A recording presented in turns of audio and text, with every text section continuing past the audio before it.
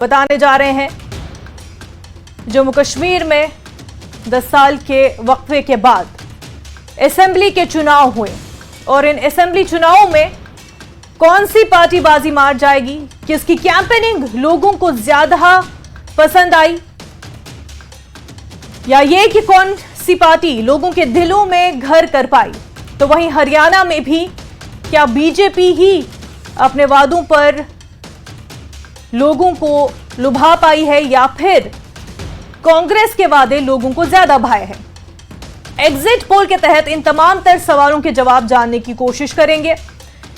अब से कुछ देर में ही महा एग्जिट पोल और जानेंगे कि जम्मू कश्मीर में कौन सरकार बनाने जा रहा है तो हरियाणा में कौन किस पर भारी पड़ने जा रहा है। जम्मू कश्मीर के चुनाव जहां बहुत ही दिलचस्प रहे क्योंकि लंबे वक्फे के बाद जम्मू कश्मीर में ये असेंबली चुनाव हुए।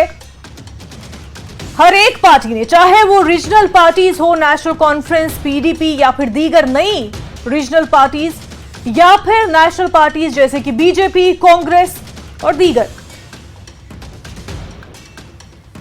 हमारे साथी जहूर, मुदस्सिर और समीर जुड़ चुके हैं, उनसे भी जानना चाहेंगे। समीर, आपके पास सबसे पहले आना चाहूंगी कि हमें बताएं, जो चुनाव इस बार जम्मू कश्मीर में रहे काफी दिलचस्प रहे, लोगों ने जिस तरह से पार्टिसिपेट किया 10 साल के वक्फे के बाद, अगर ओवरऑल इस चुनाव की हम बात करें, ये कैसा एक्सपीरियंस आपके लिए भी रहा, क्योंकि आप लगातार ही जो है ग्राउंड से कवर करते आए फर्स्ट फेज से, बल्कि उससे पहले भी जब कैंपेनिंग भी शुरू हुई, ये ओवरऑल एक्सपीरियंस इस बार के असेंबली इलेक्शंस का कैसा रहा?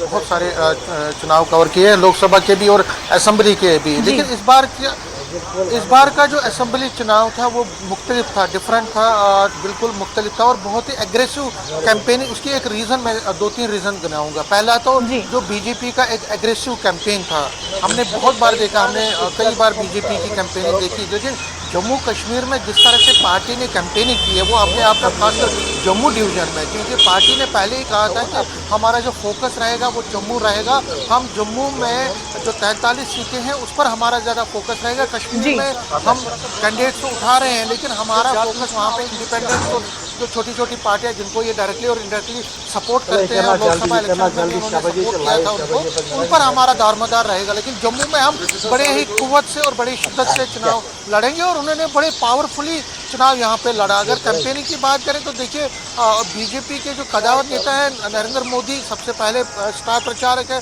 उन्होंने यहाँ पे 2 रैलीज की। उसके बाद अमित शाह देखिए, उन्होंने बहुत सारी रैलीज की, एक दिन में 6 रैलीज को भी उन्होंने यहाँ पे खिताब किया, चाहे पुंछ हो, राजौरी हो, डोडा हो, उधमपुर हो, कठुआ हो, बनी हो, जम्मू हो, कहीं भी अमित शाह ने ज़बरदस्त रैलीज की। राजनाथ सिंह बहुत जगहों पे गए, नितिन गडकरी, योगी आदित्यनाथ हो, तो जितने भी उनके कदावर नेता जो स्टार प्रचारक और बड़ी शिद्दत से और बड़े तेज़ी से उन्होंने बहुत ही बड़े पैमाने पे उन्होंने पोल कैंपेन यहाँ पे किया। ये एक डिफरेंस मुझे लगी जो पहले के कैंपेनिंग से और आज। और दूसरा जो मुझे लगा, जो कांग्रेस का जो कैंपेन लगा वो मुझे बड़ा ही फीका लगा। पहले जब कैंपेनिंग, मुझे याद है 2014 में भी जब असेंबली के इलेक्शन हुए थे तब इतनी कम कैंपेनिंग उनकी नहीं थी, लो प्रोफाइल कैंपेनिंग नहीं थी। समीर, इसकी वजह क्या समझते हैं आप? इसकी वजह क्या समझते हैं? देखिए, वजह ये है वजह यह है कि बीजेपी ने पहले ही मन बना लिया था कि हम जम्मू कश्मीर में एक बड़े पैमाने पे कैंपेनिंग करेंगे और खासकर जम्मू में करेंगे। लेकिन कांग्रेस के नेता जो हैं, जब उनसे हम बात करते थे तो वो कहते थे कि देखिए हमारा फोकस जो है घर टू घर, हम डोर टू डोर कैंपेनिंग पे ज़्यादा बिलीव करते हैं, हम बड़ी बड़ी रैलीज नहीं कर सकते, उसमें हमारे पास इतना फंड्स नहीं है, हमारे पास पैसा इतना नहीं है कि हम बहुत बड़ी बड़ी रैलीज करें। हालांकि राहुल गांधी ने कुछ रैलीज की, खड़गे ने कुछ रैलीज की, प्रियंका गांधी ने भी एक रैली यहाँ बिश्ना में की, लेकिन ओवरऑल अगर हम देखें तो उनका रैलीज का जो ताल्लुक है वो इतना ज़्यादा नहीं है। लेकिन हाँ, नेशनल कॉन्फ्रेंस की बात करें या पीडीपी की बात करें, खासकर पीडीपी ने कश्मीर में और नेशनल कॉन्फ्रेंस ने भी मेनली कश्मीर या चिनाब वैली या पीर पंचाल में बहुत ज़्यादा कैंपेनिंग की। उमर अब्दुल्ला ने खुद उसकी कमान संभाली थी, फारूक अब्दुल्ला भी ज़बरदस्त उन्होंने मेहनत की। मेहनत के मामले में नेशनल कॉन्फ्रेंस ने भी कड़ी मेहनत की है, वो हमने ऑन ग्राउंड उनकी कैंपेनिंग के थ्रू जरूर देखा है। हालांकि जैसा कि समीर आप बता रहे हैं कि कांग्रेस की उस लेवल की एग्रेसिव कैंपेनिंग हमने नहीं देखी जो कि बीजेपी की हमने जम्मू में देखी, और इस हवाले से उमर अब्दुल्ला का भी बयान आया था, वो भी थोड़ी नाराजगी जता रहे थे कि राहुल गांधी फोकस नहीं कर रहे हैं जम्मू पर। बहरहाल बाद में उन्होंने डैमेज कंट्रोल भी किया था, वापस बयान भी देकर। हमारे साथ आबिद भी हमारे साथ ही जुड़ चुके हैं। आबिद, आपके पास भी आऊंगी। मुदस्सिर, सबसे पहले आपके पास आना चाहूंगी। आपने भी जिस तरह से लगातार ये चुनाव कवर किया, असेंबली इलेक्शन की, आपको क्या मुख्तलिफ लगा पहले के चुनाव में?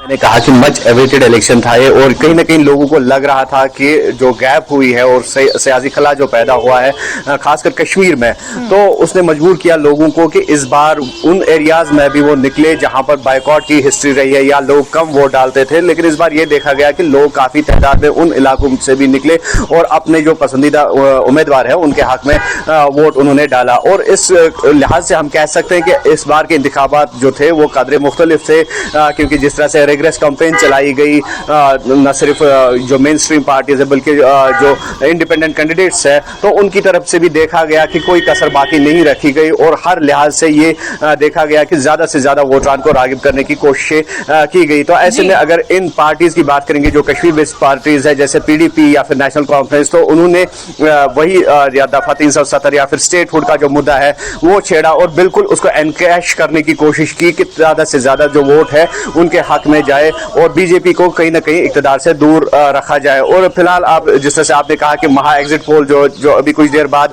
हमारी चैनल से भी नश्र होगा, तो लोग काफी इंतजार में है, काफी मुंतजिर है। ईद, हम कह सकते हैं कि ईद के चांद की तरह वो इंतजार कर रहे हैं कि 6 बजेंगे और कब एग्जिट पोल रिलीज होगा। और इसका ये मकसद जरूर हम निकाल सकते हैं कि सियासी तौर पर काफी हसास है यहाँ के लोग और चाहते हैं कि जल्द से जल्द जो हुकूमत का कयाम है वो यहाँ पर अमल में लाया जाए। और कि जिस तरह से बाज जो मुबस्सिरीन है या सियासी माहिरीन है, तो उनका ये कहना है कि लोगों में एक नाराजगी भी जरूर रही है कि जिस तरह से उनको जमहूरी हुकूमत से दूर रखा गया इन 10 सालों में। हालांकि जो सरकार की कोशिशें रही कि डोर टू डोर जो है एडमिनिस्ट्रेशन की जो काविशें रही कि जो एडमिनिस्ट्रेशन और डोर स्टेपर्स जिस तरह से काफी प्रोग्राम चलाए गए और उनसे ये हासिल जो निकाला गया कि लोगों को ज्यादा से ज्यादा जोड़ा सके और मेन स्ट्रीम में उनको लाया जा सके और जो इंतजामिया है उस पर एक भरोसा एतमाद जो है वो लोगों का बहाल हो जाए।